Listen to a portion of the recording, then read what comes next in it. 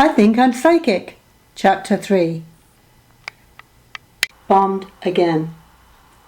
It wouldn't be the only time in my life that I returned from a holiday to have my post-vacation euphoria shrapnelled with bad news. The powers that be did not even allow me to pause briefly and check back into reality, but sent me headlong into a nightmare. Or that's how it felt. It was a sunny Thursday evening when my landlady left me the message, "Call your mother at your grandmother's." Now what could that mean?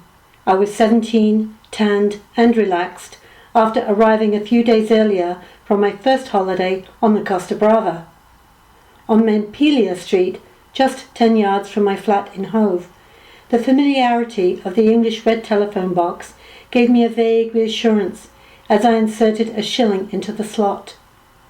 While I waited for someone to pick up the phone, I noticed, scrawled across the plastic that protected the list of area codes, the words, "My mother made me a homosexual." Underneath, in a smaller, neater print, was written, "If I gave her the wool, would she make me one too?" The tense edge in my mother's voice soon took the smile from my face. "I need to see you," she said. My stomach clenched as my senses were bombarded by her wired agitation. "What is it?" "I'm staying at Grandy's," she responded, ignoring my question. "When can you come?" My secretarial personal assistant job at BMW was very hectic. Sometimes it demanded my Saturday as well as Monday to Friday. "Saturday afternoon, probably." "Can you be here before 12? Though it was posed as a question, that familiar commanding tone was in her voice. "I'll try," I said meekly, the lining of my stomach beginning to loosen and shift from its walls. On the hour-long train ride from Brighton to East Croydon that Saturday morning, as the Sussex countryside whisked by to the rhythmic swaying of the train, I didn't allow my mind to explore any possibilities of what the news could be, probably because, on some level, I already knew. I always loved the sense of anticipation between stepping off the red double-decker bus and the 30-yard walk down Havelock Road to my grandparents' house, a happy childhood memory. Their old grey brick two-story house with long bay windows and a glass summer house that had barely survived a bomb during World War II had been home to all of us. With all my parents' frequent moves, this house had been, and still was, the one constant home in our lives. When my mother flung open the wooden front door, her drastically changed appearance still didn't prepare me for what was to come. All the roundness had melted off her now angular frame, the cheekbones prominent as she sucked on a cigarette. When had she started smoking again? Her short black wavy hair was light with grey, and even though she wore a pretty blue sleeveless summer dress which showed off her now slender figure, there was something fractured about her whole being. In a new and strange wildness in her eyes, I saw a flicker of satisfaction at my undisguised shock. "Where's Grandy?"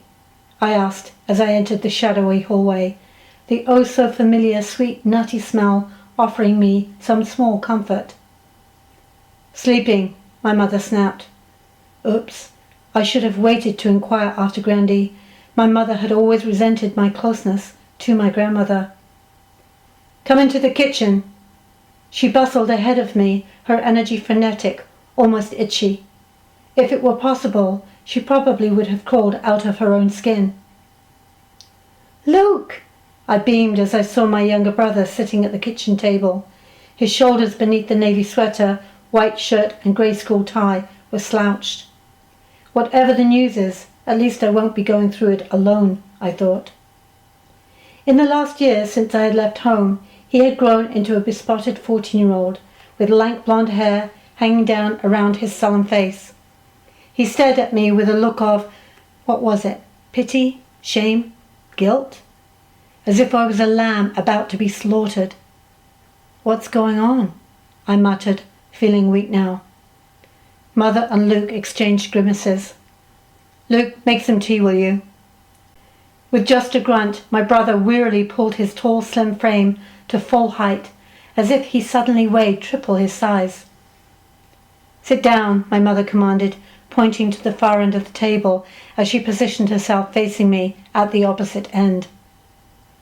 Noon sunlight poured into the kitchen from the summer house windows, and all the counters were uncharacteristically bare of Grandy's usual knickknacks. A sign of my mother's occupation, I decided. No clutter. This kitchen, where I had shelled peas with my grandmother, where my whole family had laughed around this old oblong table while we enjoyed roast beef dinners with Grandy's enormous fluffy Yorkshire puddings, followed later by sumptuous Sunday teas, was now empty of warmth, almost sterile. The air was hushed, as if still waiting and listening for a second bomb to drop.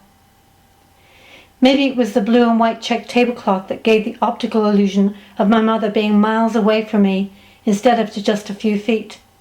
Her eyes were cast down. She was preparing her speech. Luke stood at the counter, facing a blank wall, his stiffened back to us while he busied himself with needlessly stirring the tea in the teapot. "Your father and I," she announced regally, "are getting a divorce." All the tension in her face seemed to let loose then, and her features crumpled as she broke down and cried. The word divorce was rattling around in my mind while my mother shook her head and wept as if trying to shake off the concept, like this wasn't really happening. Above her sobs I heard sniffling. It took me a while to realize it was my brother. Poor Luke. Of course, he had already heard this. How long had he known? This couldn't be. My parents never fought, did they? I had only been gone from home a year. Could things have changed that much? "Why?" I breathed. "Your father," she snarled, raising her head and staring straight at me as if I was responsible for his actions, "has been having an affair for 2 years. 2 years!" Tears brimmed over and rolled down my cheeks. I saw a trace of a smirk on my mother's face. My God, she was enjoying this. Was it my pain she revelled in, or was it merely the attention she was finally getting that was making her gloat? My father? An affair? Part of me wanted to laugh, but he was a conservative businessman who came home every night, who never swore or drank. He hardly fit the picture of a philanderer, and an affair implied sex. I didn't even want to think about that. "An affair?" I repeated inanely. "Yes," my mother hissed, with so much venom that I shuddered. "Barbara Stevens, his secretary, that cheap slut." With shaking hands, Luke set a cup of tea before me, then sat down between my mother and me. With eyes fixed on the tablecloth pattern, his square-tipped fingers, nails bitten down, just kept turning the cup in his saucer. I wanted to reach out to him, but I was all curled up inside myself. My mother, I noticed, for the first time, was nursing a gin and tonic. She had graduated from sherry then. As I sipped on my tea, her angry, bitter sobs reverberated in the silence of the kitchen. Her hysterical cries were punctuated with snarls of, "That bitch!" I didn't know which was more frightening, the fact that my parents were getting divorced after 25 years of marriage, or the depth of my mother's pain and unhinged rage. Finally, when her weeping had subsided, I asked tentatively, "How did you find out?" "Oh!" She waved her hand in the air, as if it was obvious. "I suspected for a long time. I even asked him, time and time again, but he kept saying, 'Oh, no, darling.'" She mimicked him in an ugly sneer. "What are you talking about, darling?" "Ugh, he lied and he lied." Her voice was rising with each lie, and I was scared. I expected Grandy to make an appearance and save us from this horror show, but her bedroom door, which I could see through the slit in the doorframe, remained closed. "And he lied and he lied." She spat out the last word as if that was the most low-down, abhorrently disgusting thing one human being could do to another. I glanced over at Luke just as his eyes found mine. His terrified, devastated expression mirrored my own disturbed thoughts. Was she going insane? "How could he lie like that?" she demanded of some invisible person sitting by her side. She didn't get an answer. I didn't have one either. I felt stupid sitting there, a helpless witness to my mother cutting herself loose from her tenuous sanity and allowing herself to sink into a dark pit of mad despair. "Come back," I screamed inside. "Come back." But I knew it was too late. I tried to imagine what it had been like for her, keeping this awful betrayal to herself for 2 years. The damage to her mind and her body was evident. Now she couldn't stem the well of tears that she'd been crying inside all that time. Do the others know? As if someone had died in the family, I considered it might be my duty to continue passing on the bad news to my siblings. "Huh!" Impatiently she wiped her nose as Luke passed her a box of tissues. "Your sister thinks I should stay." Her wild eyes flashed anger at even more betrayal. Oh God, trust Janet to stick up for my father. The relationship between my mother and sister had always been like two gladiators in a ring, dancing around each other, swords drawn, tentatively stabbing at each other. What about Alex and Mark? My oldest brother would be easy to locate in Canada, but Alex, who lived only a few miles away somewhere in London, was an elusive challenge. My mother just nodded, head bowed, cheeks red with tears and gin and tonics. What had their reaction been? I wanted to ask. Shock, mild surprise, or a slightly raised eyebrow, as if they had foreseen the inevitability of this day. 2 years. That would have meant I was still at home when he was having the affair. Why hadn't I seen it? Maybe my mother was right. I was selfish, always lost inside my own little world. Had I been the only one asleep at the wheel? A hush settled again on the kitchen, as each of us succumbed to our own grief. My memories of this kitchen will never be the same, I thought. But then, nothing would ever be the same. Not now. Grandy must have assumed from the silence that the worst was over.